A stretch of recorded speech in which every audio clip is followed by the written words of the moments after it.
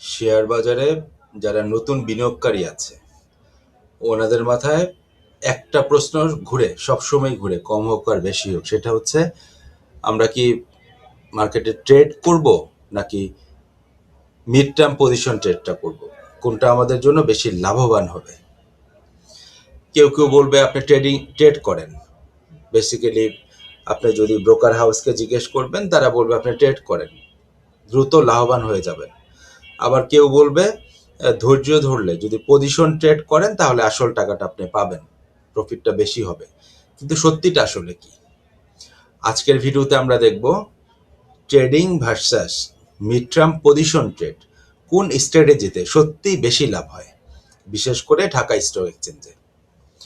ভিডিওটি শেষ পর্যন্ত দেখলে আপনি বুঝতে পারবেন আপনার জন্য কোন স্ট্র্যাটেজি সবচেয়ে বেশি কাজ করবে। তো প্রথমে জেনে নিই ট্রেডিংটা কি। তো ট্রেডিং মানে হচ্ছে কি, স্বল্প সময়ের জন্য শেয়ার কিনে দ্রুত লাভ নিয়ে বের হয়ে যাওয়া। এই সময়টা হতে পারে একই দিনে হতে পারে, যেটা বাংলাদেশে নাই, ডে ট্রেড নাই বাংলাদেশে, কয়েকদিনে হতে পারে অথবা কয়েক সপ্তাহে হতে পারে, মানে মোরলেস টাইমটা কম থাকবে। শর্ট টার্মের জন্য যেটা আমরা করি, ট্রেডিং মূলত নির্ভর করে প্রাইস অ্যাকশনের উপরে, ভলিউমের উপরে আর টেকনিক্যাল অ্যানালাইসিসের উপরে।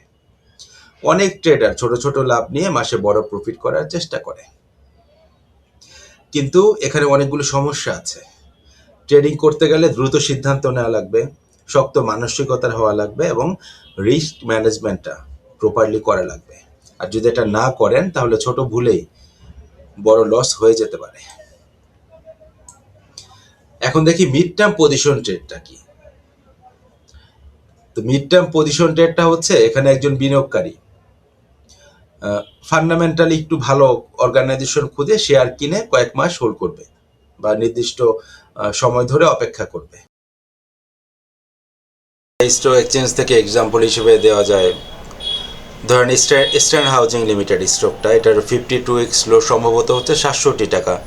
যদি এর আশেপাশে কখনো পাওয়া যায় ওভার দ্য ইয়ার, কখনো না কখনো এটা 70 টাকার দিকে আসে, প্রফিট দেয়, কারেকশন হয়ে হয়ে এটা আবার 67 থেকে 70 টাকার দিকে আসে, তখন যদি আমরা পিক করে 2 মাস হোল্ড করি, নর্মালি আবার 15-20% প্রফিট আমাদের চলে আসে। এরকম আরও অনেক এক্সাম্পল হতে পারে, যেমন আইটিসি স্টকটা 35 টাকা লেভেলে যদি পাওয়া যায়, অথবা আর কি হতে পারে নাভানা ফার্মা, এটা যদি 45-47 লেভেলে পাওয়া যায়। আরও কিছু এক্সাম্পল হতে পারে, এখন জেটে আছে এআইএল স্টকটা, এটা 26 টাকা কি আপনাদের বটম মনে হচ্ছে না? আস্তে আস্তে স্টকটা আবার উঠে যাচ্ছে। তো এইভাবে 400টা স্ক্রিপ্ট থেকে খুঁজে বের করতে হবে যে স্টকগুলো ফান্ডামেন্টালি একটু ভিত্তি আছে। আমরা 52 উইকস লো দেখে আমরা পিক করব, 2 মাস 3 মাস হোল্ড করব এবং 30-40% প্রফিট নিয়ে আমরা এক্সিট নেব। এটা হচ্ছে আমাদের পজিশন ট্রেডিংয়ের একটা এক্সাম্পল হতে পারে। এই সিদ্ধান্ত সাধারণত নেওয়া হয়, আমরা কিভাবে সিদ্ধান্তগুলো নেই, ফান্ডামেন্টাল অ্যানালাইসিসটা করি অর্গানাইজেশনের, দেন ওই কোম্পানিটার বিজনেস গ্রোথ আছে কিনা, ডিভিডেন্ড ইল কি পরিমাণে আছে, ইপিএস বাড়ছে না কমছে, মানে এই ফাইন্যান্সিয়াল বিষয়গুলো দেখি এবং মার্কেট ট্রেন্ড দেখি, এবং 52 উইকস লোয়ের কাছাকাছি আছে কিনা এই বিষয়টা দেখি। তো ঢাকায় স্টক এক্সচেঞ্জে অনেক সময় দেখা যায় কোনো স্টক 2-3 মাস একদম ঠান্ডা হয়ে বসে আছে একেবারে বটমে, যে তারপর হঠাৎ বড় একটা র্যালি শুরু করে দেয়। যেমন এক্সাম্পল হতে পারে নাভানা ফার্মা, এক সময় 47 টাকায় অনেক সময় ধরে পড়েছিল, হঠাৎ করে র্যালি শুরু হয়ে 65 টাকা পর্যন্ত চলে গেল। এরকম অনেক স্টক খুঁজে পাওয়া যায়। যারা ধৈর্য ধরে পজিশন ধরে রাখেন তারা অনেক সময় বড় মুভটা ধরতে পারে। তো এখানে মেন বিষয়টা হচ্ছে ধৈর্য। ধৈর্যের কোনো বিকল্প নাই পজিশন ট্রেডের ক্ষেত্রে। কিন্তু এখানে আরেকটা সুবিধা হচ্ছে কি, এখানে ডাউনসাইড রিস্কটা অনেক কম। তো ট্রেডিং ভার্সাস মিড টার্ম পজিশনে যদি একটা তুলনা করি, এখন প্রশ্নটা যদি এরকম হয় কোন স্ট্র্যাটেজি বেশি লাভ হবে, চলুন সহজভাবে তুলনা করি। ট্রেডিং এর সুবিধা হচ্ছে কি, দ্রুত একটা লাভের সুযোগ থাকবে, কম সময়ের জন্য টাকা আটকে থাকবে এবং ছোট ছোট সুযোগ কাজে লাগানো যায়। আর ট্রেডিং এর অসুবিধা হচ্ছে মানসিক চাপ অনেক বেশি থাকবে, ভুল হলে দ্রুত লস হওয়ার সম্ভাবনা থাকবে এবং অনেক সময় ওভার ট্রেডিং হয়ে যায়। আর মিড টার্ম পজিশন ট্রেড যেটা আমরা বলি, এটা সুবিধা হচ্ছে বড় ট্রেন্ড ধরার একটা সুযোগ থাকে, মানে 52 উইকস এর কাছাকাছি কম দামে পড়ে আছে, কিনে বসে থাকলাম, 2-3 মাসের মধ্যে একটা টান তো দেবেই, সেখান থেকে 30-40% প্রফিট নিয়ে বের হওয়া যায়, যেটা ট্রেড করেও সারা বছর 40%-30% আপনি ইনকাম করতে পারবেন না। এখানে স্ট্রেসটা খুব কম কাজ করে এবং কম্পাউন্ড প্রফিট হওয়ার সম্ভাবনা থাকে। আর অসুবিধা আছে, এর মেন অসুবিধাটাই হচ্ছে এখানে ধৈর্য ধরতে হবে। যে ধৈর্য ধরতে পারবে না সে কখনো মিড টার্ম পজিশন ট্রেড করতে পারবে না। আর যদি স্টক বাছাইটা ভুল হয়, অনেক সময় হয় কি, ধরেন আপনি ভালো একটা অর্গানাইজেশন দেখে পজিশন নিলেন, এরকম হতে পারে ধরেন ইএচএল, ইস্টার্ন হাউজিং লিমিটেডের 52x লো হচ্ছে 67 টাকা, আপনি 67-68-তে কিনলেন, কিনে তো বসে আছেন আরামে, 2-3 মাসের মধ্যে তো একটা টান আসবেই। তো এটার ইপিএস খারাপ হয়ে গেল, ফান্ডামেন্টাল অ্যানালাইসিস করতে যেয়ে দেখলেন ফাইন্যান্সিয়াল ইনফরমেশনগুলো নেগেটিভ আসা শুরু হয়েছে, তখনও যদি আপনি ধরে বসে থাকেন তাহলে ডাউনসাইড রিস্কটা বাড়তে থাকবে। তার মানে ভালো কোম্পানি হলেও আপনার সবসময় তাকে নজরদারিতে রাখতে হবে।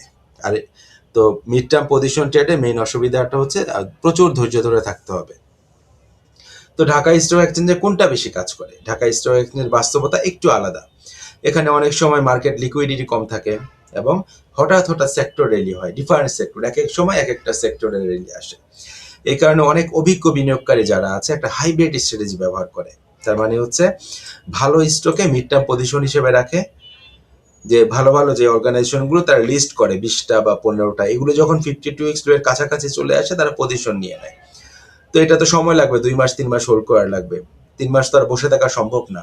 পাশাপাশি আরেকটা জিনিস করে, মাঝে মাঝে ট্রেডিং অপরচুনিটি খুঁজে বের করে।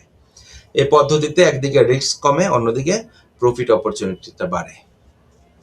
তো নতুন যারা বিনিয়োগকারী আছে তাদের জন্য একটা পরামর্শ হতে পারে, আপনি যদি নতুন বিনিয়োগকারী হন তাহলে শুরুতেই অ্যাগ্রেসিভ ট্রেডিং করা ঠিক হবে না, বরং ভালো ফান্ডামেন্টাল স্টক খুঁজুন। মিড ক্যাপে যেগুলো আছে ধৈর্য ধরে মিড টার্ম পজিশন নিন এবং ধীরে ধীরে টেকনিক অ্যানালাইসিসটা শিখুন, কারণ শেয়ার বাজারে সবচেয়ে বড় শক্তি হলো ধৈর্য। আপনার মতে ট্রেডিং ভালো নাকি মিড টার্ম পজিশন ট্রেডিংটা ভালো? কমেন্টে আপনার মতামত লিখুন। আর যদি আপনি চান ঢাকা স্টক এক্সচেঞ্জের নিয়মিত অ্যানালাইসিস, তাহলে চ্যানেলটি সাবস্ক্রাইব করতে ভুলবেন না, কারণ এখানে আমরা শেয়ার করি smart investing ideas for desi investor. ভালো থাকবেন, আসসালামু আলাইকুম।